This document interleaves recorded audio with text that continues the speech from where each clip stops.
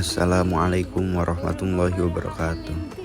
Perkenalkan, nama saya Ergi Ahmad Maulana, kelas MPI 2B. Di sini saya akan menjelaskan jawaban-jawaban dari UTS saya. Selamat menikmati. Yang pertama, saya akan menjelaskan tentang SUPAH, analisis manajemen kurikulum awal Islam. SUPAH itu bisa dibilang tempat belajar pertama dalam Islam yang ada di Masjid Nabawi. Sistem yang dipakai Rasulullah itu sederhana tapi efektif banget. Dari kurikulum yang diajarkan fokus ke Al-Quran, akidah, dan akhlak, jadi langsung ke inti. Terus dari pendidikan Rasulullah sendiri yang ngajarin dan jadi contoh. Ditambah sahabat lain juga ikut bantu ngajarin. Metodenya juga gak kaku. Ada tanya jawab, hafalan, sama langsung dipraktekin dalam kehidupan sehari-hari. Jadi ilmunya gak cuma teori doang. Makanya dalam waktu singkat banyak sahabat yang udah siap jadi pemimpin dan dai karena belajarnya langsung seimbang antara ilmu dan praktiknya langsung. Lanjut, saya akan menjelaskan nomor kedua, yaitu kepemimpinan Rasulullah di Madinah. Rasulullah sebagai pemimpin di Madinah berhasil menyatukan masyarakat yang berbeda-beda lewat piagam Madinah. Dari situ kelihatan banget nilai manajemennya. Pertama, keadilan. Semua orang diperlukan sama walaupun beda suku atau agama. Jadi gak ada yang merasa dirugikan. Kedua, musyawarah. Setiap keputusan penting biasanya dibicarakan dulu, jadi gak sepihak. Ketiga, transparansi. Aturan dibuat jelas supaya semua orang paham dan gak ada salah paham. Kalau diterapkan di pendidikan sekarang, nilai-nilai ini sangat penting. Misalnya di sekolah harus adil ke semua siswa, keputusan dibuat bareng, tidak otoriter, dan aturan harus jelas supaya suasana belajar jadi nyaman dan tertib. Dan yang ketiga, manajemen kebijakan pendidikan, kodifikasi Al-Quran, kebijakan Khalifah Utsman bin Affan untuk melakukan kodifikasi Al-Quran. Kebijakan kodifikasi Al-Quran di masa Utsman bin Affan itu termasuk keputusan yang sangat penting. Tujuannya biar bacaan Al-Quran gak beda-beda tiap daerah. Tantangannya ada dua, secara organisasi. Susah nyatuin berbagai versi bacaan dari wilayah yang berbeda. Secara spiritual, ini sensitif banget karena menyangkut kitab suci. Jadi harus benar-benar hati-hati biar gak salah paham. Tapi dampaknya besar banget. Al-Quran jadi punya standar yang sama, Mushaf Utsmani. Jadi umat Islam punya pedoman yang seragam.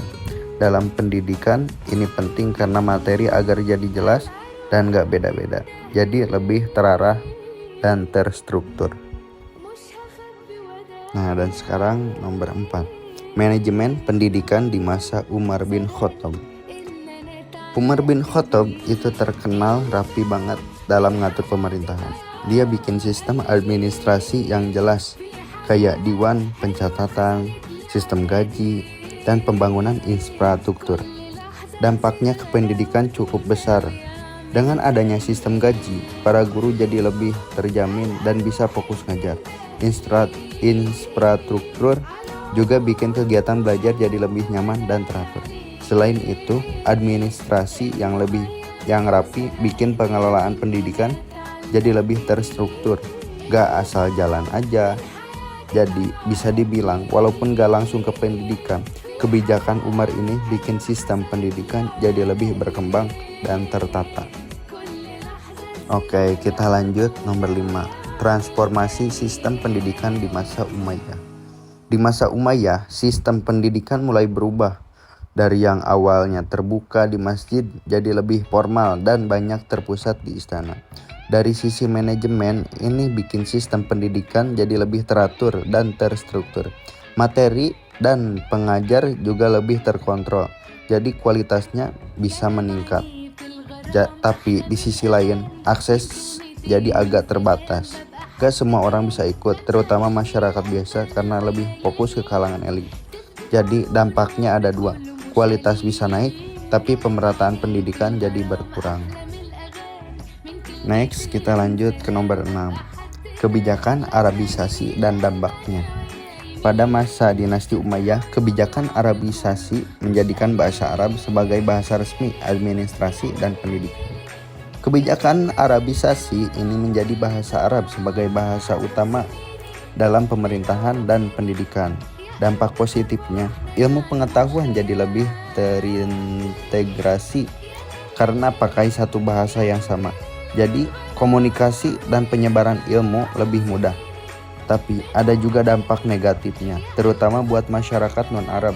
Mereka jadi kesulitan dan bisa ngerasa tersisih, dan akhirnya berpotensi menimbulkan konflik sosial dan budaya.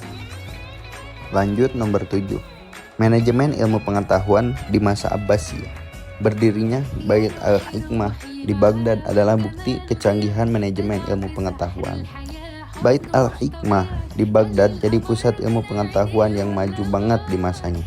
Dari segi manajemen SDM, banyak ilmuwan dari berbagai daerah direkrut. Jadi ilmunya beragam. Terus ada juga kolaborasi global karena mereka menerjemahkan dan mengembangkan ilmu dari berbagai peradaban. Dari sisi pendanaan, pemerintahan mendukung penuh.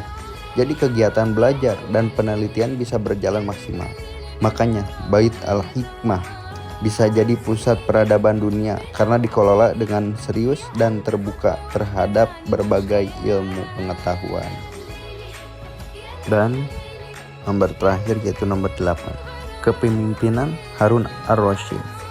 Khalifah Harun ar-Rasyid dikenal sebagai pemimpin yang sangat mendukung perkembangan ilmu pengetahuan. Berdasarkan gaya kepemimpinannya, rumuskan strategi praktis yang bisa diadopsi oleh kepala sekolah atau pemimpin lembaga pendidikan saat ini untuk menciptakan lingkungan akademik yang unggul. Harun ar-Rasyid itu pemimpin yang sangat mendukung ilmu pengetahuan. Dia kasih fasilitas dan dukungan penuh buat para ilmuwan. Strategi yang bisa ditiru sekarang misalnya menyediakan fasilitas belajar yang baik, mendukung guru dan siswa untuk berkembang, serta memberi ruang untuk inovasi. Selain itu, penting juga menciptakan lingkungan yang nyaman dan menghargai ilmu supaya semangat belajar meningkat. Jadi, intinya, pemimpin harus aktif mendukung dan memfasilitasi, bukan cuma mengatur saja. Mungkin sekian dari saya. Mohon maaf jika ada kesalahan atau pengucapan kata. Terima kasih. Wassalamualaikum warahmatullahi wabarakatuh.